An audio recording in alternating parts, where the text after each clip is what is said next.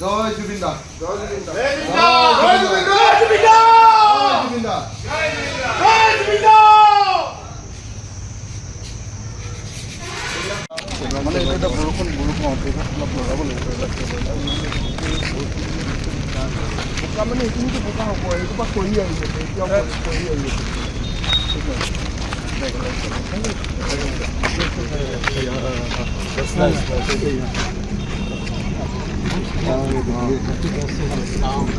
যিটো দাদা অলৰেডি কৈছে যে ফাৰ্ষ্ট কথা হৈছে আপোনাৰ চাৰ্জশ্বিটখন চাৰ্জশ্বিট এখন 12,000 পৃষ্ঠাৰ চাৰ্জশ্বিট দেই যিটো আমাৰ অলৰেডি বহুত অধিবক্তা বহুত টকশ্ব'ত কৈছে যে এনেকুৱা হ'লে 20 বছৰ ওপৰত লাগিব একচুৱেলি 20 বছৰটো মানে বহুত বছৰ লাগি যাব কাৰণ আপোনালোকে ৰিচেণ্টলি আমাৰ অভিনীল কেছটো গম পায় অভিনীল কেছটো 840 পৃষ্ঠাৰ এটা চাৰ্জশ্বিট হা তাতে আপোনাৰ 0 এটা কাটি দিয়ক 4টো কাটি দিয়ক 8 বছৰ লাগিলে এতিয়ালৈকে ন্যায় শুনানি আমি দেখা নাই ঠিক আছে তো 12,000 পৃষ্ঠাত আমি দুটা ডিজিট কাটি দিলে কিমান বছৰ লাগিব হয়নে আৰু আমি জেল খাটা মানুহ আমি মিছা মিছা কেছ খাটি অহা মানুহতো তো এই চাৰ্জশ্বিটখনে মেইন বস্তু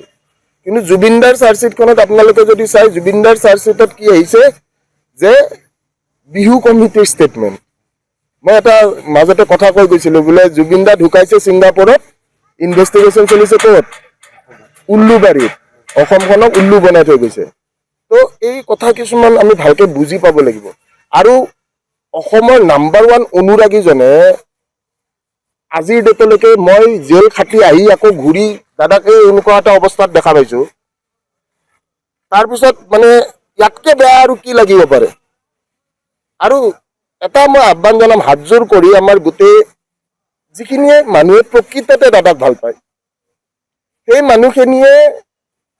নিজাববীয়াকৈ কি কৰিব পাৰে সেইটোৰ কাৰণে ওলাই আহক আমি চবেই লগ লাগি আমি আছোঁ কাৰণ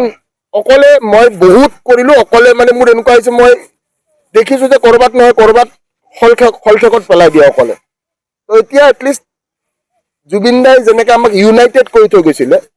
উই শুড বি ইউনাইটেড মানে জাতি ধৰ্ম নিৰ্বিশেষে আমি সকলোৱে ইউনাইটেড হৈ জুবিন ক্ষেত্ৰখন প্ৰথমতে দাদাৰ জেগাটো আমি ধুনীয়া বনাব লাগে তো দাদা এতিয়া যিটো নিদ্ৰাত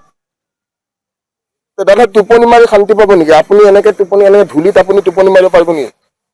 হা মানুহটোক শান্তিত শুবও দিয়ক এটলিষ্ট জীয়াই থকা অৱস্থাত এই মানুহটোক কিন্তু বহুতে